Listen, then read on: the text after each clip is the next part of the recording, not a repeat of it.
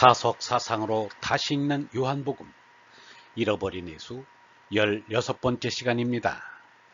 오늘은 니고데모가 밤에 예수를 찾았다.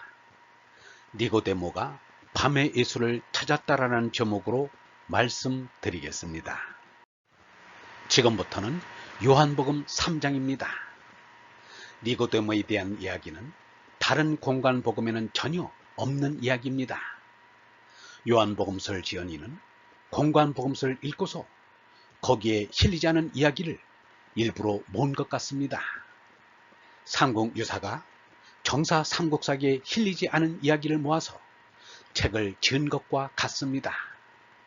요한복음은 예수가 가르친 사상의 핵심을 밝히려고 하였습니다. 예수의 가르침의 알맹이는 멸망의 생명인 죄나로 죽고 영원한 생명인 얼라로 솟나는 것입니다. 이것이 영성신앙입니다. 그런데 이 신앙이 사도 바울의 속죄신앙에 밀려 이단 사상이 되었습니다. 그리스도 교회에서 예수가 이단이 되는 어이없는 일이 일어난 것입니다. 그리스도 교인들은 처음부터 신앙의 진리에 대한 다양한 해석들이 그리스도 교인들 사이에 존재한다는 사실을 잘 알고 있었다. 예를 들어 일찍이 사도 바울로는 갈라디아서에서 거짓 교사들을 꾸짖었다. 오늘날 전해지는 이야기들을 읽어보면 적대자들은 결코 교회 밖에 있는 외부인들이 아니었다는 것을 분명히 알 수 있다. 그들 역시 그리스도교인들이었다. 다만 그들의 신앙이 근본적으로 달랐을 뿐이다. 사도 바울로가 비난하고 저주한 이단자들이 바로 예수가 가르친 영성신앙을 따르는 이들이었습니다. 예수가 가르쳐준 영성신앙을 믿는 이들의 공동체 사람들은 영성신앙의 복음서가 필요하였습니다. 그들이 사도 요한을 따르는 무리가 아닌가 짐작합니다.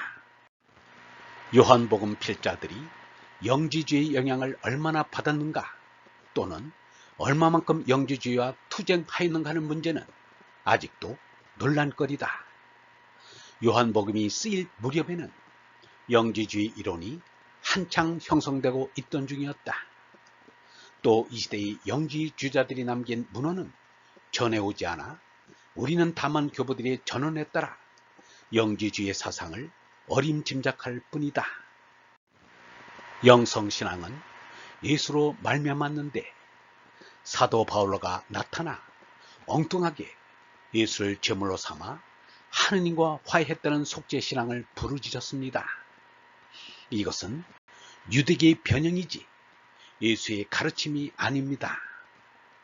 하느님 아버지가 자기 애아들을 잡아먹고 화를 푸는 웃기는 존재가 된 것입니다.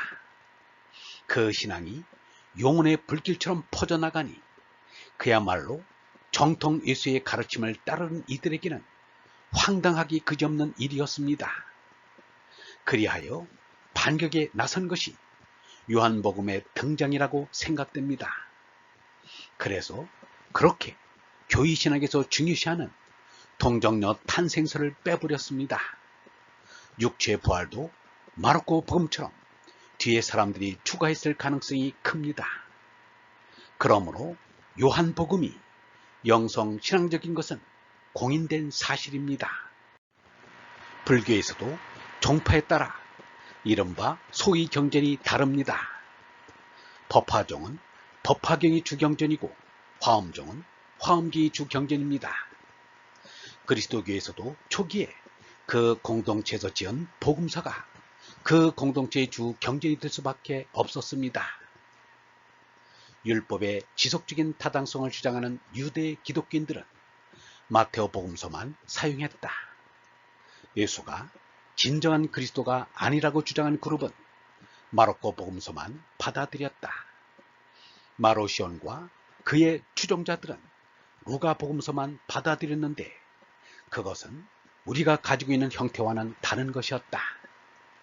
발렌티누스 바로 불리는 영지주의 그룹은 요한 복음서만 받아들였다.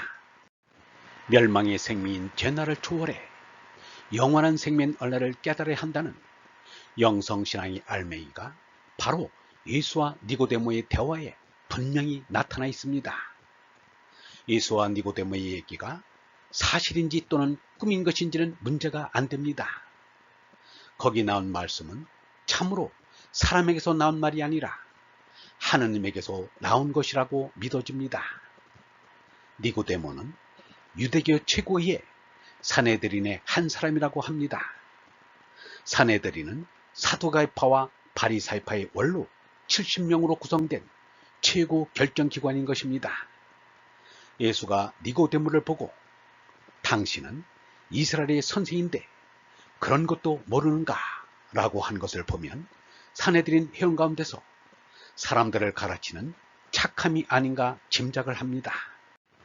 그런데 그야말로 비록 로마의 식민지 지배 아래에 있었지만 부하귀를 갖춘 니고데모가 배운 것 없고 가진 것 없는 무명 청년은 예수를 찾아와 가르침을 듣고자 했다는 것이 드문 일이 아닐 수 없습니다. 그렇다고 예수와 대화를 나눴다고 하여 남다른 정의감이나 신앙심을 가진 것 같지는 않습니다. 왜냐하면 그 뒤로도 예수의 가르침을 받으려고 한 것이 아니기 때문입니다. 그리하여 예수가 죽게 되었을 때 변호하였다느니 죽은 뒤에 장례 치르려 하였다는 것은 믿어지지 않는 이야기들입니다. 니고데모란 이름의 뜻이 승리라고 하는데 모든 사람들로 하여금 승리의 길로 이끈 것은 사실인 것 같습니다. 사람이 영원한 생명을 깨닫는 것밖에 승리의 길은 없기 때문입니다. 예수와 니고데모와의 대화를 박용호가 다음과 같이 그리스도 성경에서 직접 옮겼습니다. 니고데모에게 예수가 말하였다. 암요, 암요. 내가 말하는데 위로부터 오는 얼로 나지 않으면 하느님 나라를 볼 수 없습니다. 니고데모가 예수에게 말하였다. 사람이 다 자란 몸으로 어떻게 다시 날 수 있습니까? 다시 태어나기 위해 어머니 뱃속에 2번 들어갈 수 없지 않습니까? 예수가 대답하였다. 암요, 암요. 누구라도 위에서 들이오시는 얼로 나지 않고는 하늘나라에 들어갈 수 없습니다. 어버이 몸에서 난 것은 몸나이고 하느님 얼로 나야 얼라입니다. 내가 위로부터 나야 한다는 말을 듣고 놀라지 마시오. 얼의 뜻대로 움직임으로 말씀을 들을 수는 있어도 어디로부터 와서 어디로 가는지는 모릅니다. 얼로 난 사람은 이러합니다. 니고데모가 대답하였다. 어찌 이런 일이 일어날 수 있습니까?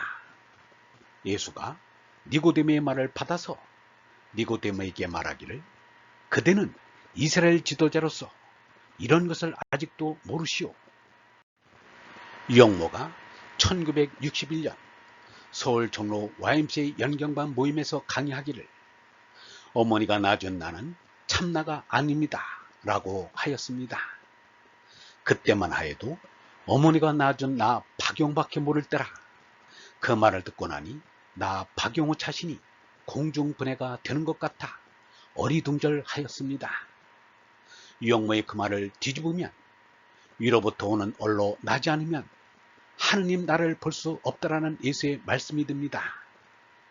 마하트마 간디는 제나가 죽을 때 얼나로 깨어난다라고 하면서 몸과 마음이 얼라에 일치되지 않는 동안에는 아무것도 바르게 되는 것이 없다라고 했습니다.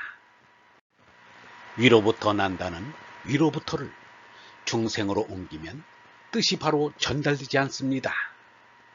거듭나다는 사실은 부활인 것입니다. 나는 부활이요 생명이니 나를 믿는 사람은 몸은 죽더라도 얼라로 산다는 것입니다. 영원한 생명인 얼라는 죄나로 죽고 부활한 영원한 생명인 것입니다. 몸의 부활은 소생이지 부활이 아닙니다. 부활한 얼 생명은 영원히 살지만 소생한 몸 생명은 다시 죽게 마련입니다. 예수가 살렸다는 라자로도 죽었지 지금까지 살아있는 것이 아닙니다. 유영모는 예수는 핵심을 간결하게 말하였다. 영원한 생명이란 얼나로 죽지 않는다. 이 껍데기 몸이 죽는 것이지 참나인 어른 죽지 않는다. 그러므로 몸나의 죽음을 무서워하고 싫어할 까닭이 없다. 우리가 죽는다는 것은 이 껍질인 몸이 퍽 쓰러져 못 일어나는 것밖에 더 있는가? 이 껍데기 몸이 그렇게 되면 어떤가? 진리의 생명인 얼라는 영원하다 라고 분명히 말하였습니다. 얼번 여러분, 니고데모가 예수의 말씀을 듣고도 그 말씀을 알아듣지 못한 것은 지금의 우리에게 시사하는 바가 큽니다. 예수는 영원한 생명인 얼라를 가르치고 있는데 니고데모는 거짓 생명인 몸나를 말하고 있습니다. 몸나를 나로 알고 있는 한 얼라는 깨달을 수 없습니다. 몸나로 죽는 것이 얼라로 깨어나는 것이기 때문입니다. 이 껍데기 몸나는 죽어도 참나인 얼라는 죽지 않는 것입니다. 그러므로 몸나의 죽음을 무서워하고 싫어할 까닭이 없습니다. 얼라가 부활 이후 생명입니다. 영성신학원 다속 아카데미의 하늘소리였습니다.